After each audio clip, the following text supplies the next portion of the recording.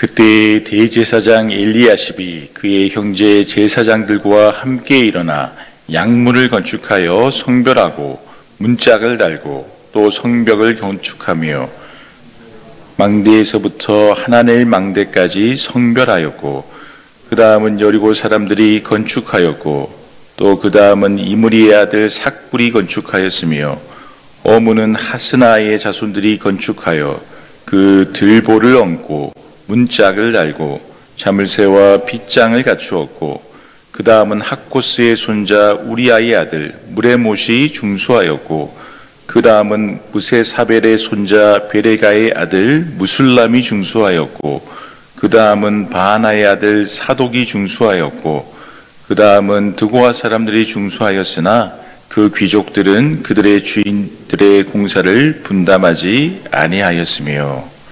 아멘. 여러분, 사극을 많이 보신 분이라면 성벽의 중요성을 잘 알 것입니다. 화려한 왕궁이 있습니다. 그리고 성 안에 꼭 필요한 사람들과 건물들, 보물들도 많이 존재합니다. 그러나 단단한 성벽이 없으면, 튼튼한 성벽이 없다면 그 모든 것을 보호하기가 쉽지 않을 것입니다. 성벽이 없으면 성 안의 모든 것을 안전하게 보호할 수 없게 되는 것이죠. 성벽이 있어야 성 밖에 적군들이 쳐들어오는 것을 높은 곳에서 감시할 수도 있고, 성벽이 있어야 높은 곳에서 먼저 화살을 쏘아서 적군이 왔을 때 방어할 수도 있으며, 성벽이 있어야 공선전을 통하여서 적군이 성 안에 들어오는 것을 지연시키고 막을 수도 있는 것입니다. 성벽이 있어야 적의 침략으로부터 대비를 하여서 성이 제 역할을 할 수 있게 되는 것이죠. 여러분, 우리가 에스라 느헤미야서를 통하여서 살펴보았지만 제1차 포로 회방을 통하여서 무너진 성전을 되찾게 되었습니다. 그리고 제2차 포로 회방을 통하여서 이스라엘 사람들의 성결개혁이 진행이 되었죠. 그렇다면 제3차 포로 회방을 통하여서 바로 성벽이 재건되는 사역들이 시작되게 되는 것입니다. 하나님의 성전을 보호할 성벽, 하나님의 사람들을 보호하고 나라의 중요한 건물과 보물들을 보호할 성벽, 그 무너진 성벽을 재건하기 위한 프로젝트가 느헤미야를 중심으로 이루어지게 되는 것이죠. 오늘 느헤미야 3장은 바로 하나님의 성벽을 짓기 위하여서 참여한 사람들의 목록을 일목요연하게 정리하고 있습니다. 특히나 유다의 많은 지파의 사람들이 함께 동참하여서 예루살렘 성벽을 건설하기 위한 기물들을 설치하게 되는 것이죠. 우리 본문 1절 말씀 함께 봉독하십니다. 그때 대제사장 엘리야십이 그의 형제 제사장들과 함께 일어나 양문을 건축하여 성별하고 문짝을 달고 또 성벽을 건축하여 함베아 망대에서부터 하나넬 망대까지 성별하였고. 아멘. 첫 번째로 제사장 가문을 중심으로 예루살렘 성벽의 중요한 통로 중 하나인 양문을 설치하게 됩니다. 여러분, 양문은 예루살렘 성전 북쪽에 위치한 문으로서 성전과 가까워서 성전에 제물로 바치기 위한 양들과 제물들이 통과하는 문이었기 때문에 양문으로 불리우게 되었다고 합니다. 이 양문을 다시 짓게 되면서 제사장 가문이 중심이 되어서 문을 짓게 된 것은 성전과 가까운 문이었고 성전 제사와 밀접한 관련이 있는 문이었기 때문에 제사장 가문이 직접 양문을 짓게 된 것입니다. 예루살렘의 성벽 사이사이에는 바로 양문과 같이 사람들이 일반적으로 드나들 수 있는 다양한 문들을 설치하게 됩니다.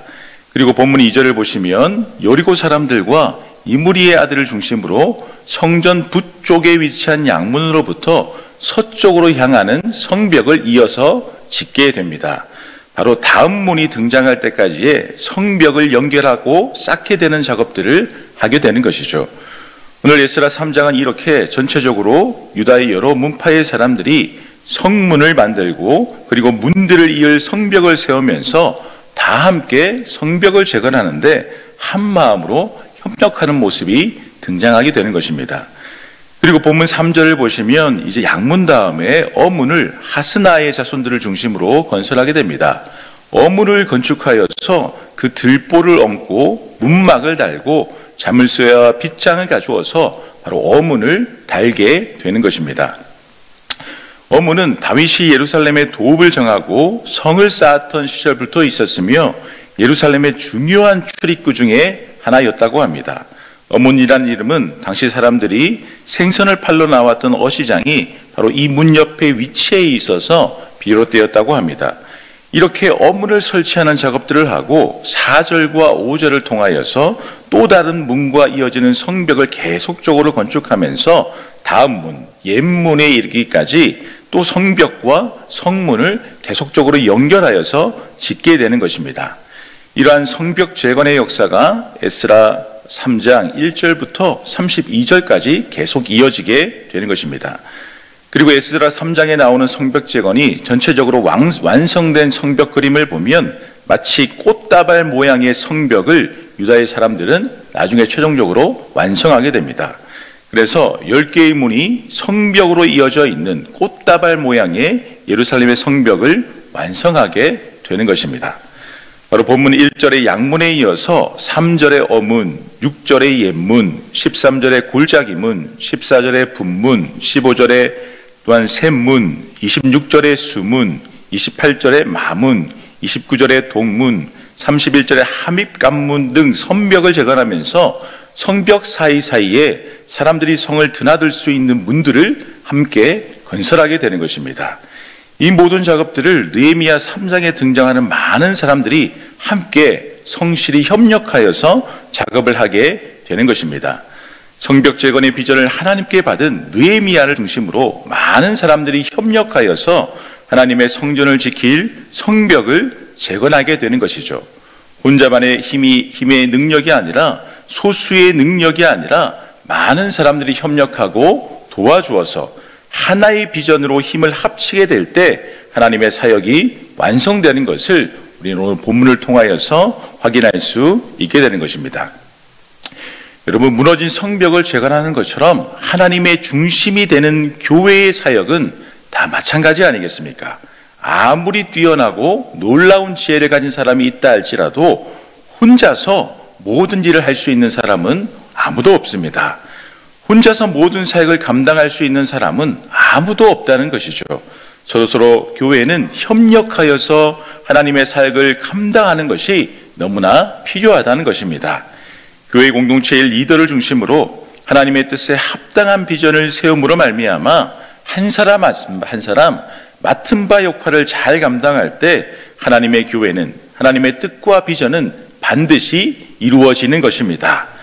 서로의 다른 생각과 의견들이 있을 수 있지만 하나님의 거룩한 뜻과 비전 앞에서 자신의 생각을 내려놓고 협력할 때 주의 뜻은 이루어질 수 있다는 것이죠.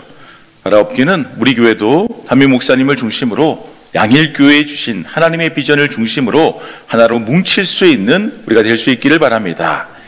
교회는 담임 목사님을 중심으로 부교육자들, 당회와 항동직분자들이 한마음 한뜻으로 하나님이 주신 비전과 소망을 향해 나아갈 때 곧 영적인 올바른 권위를 인정하면서 함께 협력하여서 사역할 때 교회는 올바로 세워질 수 있는 것입니다. 그런데 오늘 본문을 보면 함께 힘을 모아서 예루살렘의 성벽을 재건하는 하나님의 비전에 참여하지 않는 사람들도 있는 것을 볼 수 있게 됩니다. 우리 본문 5절 말씀 함께 봉독하십니다. 그 다음은 드고와 사람들이 중수하였으나 그 귀족들은 그들의 주인공의 공사를 분담하지 아니하였으며. 아멘. 그럼 본문 5절을 보시면 본문 3절의 어문과 본문 6절의 옛물을 연결하는 성벽을 드고와 사람들이 공사를 분담하게 됩니다. 드고아라는 지역은 과거 르호보암 왕이 유다 지역의 경비를 위하여서 전략적 요충지로 삼은 적도 있고 선지자 아모스의 고향이기도 합니다.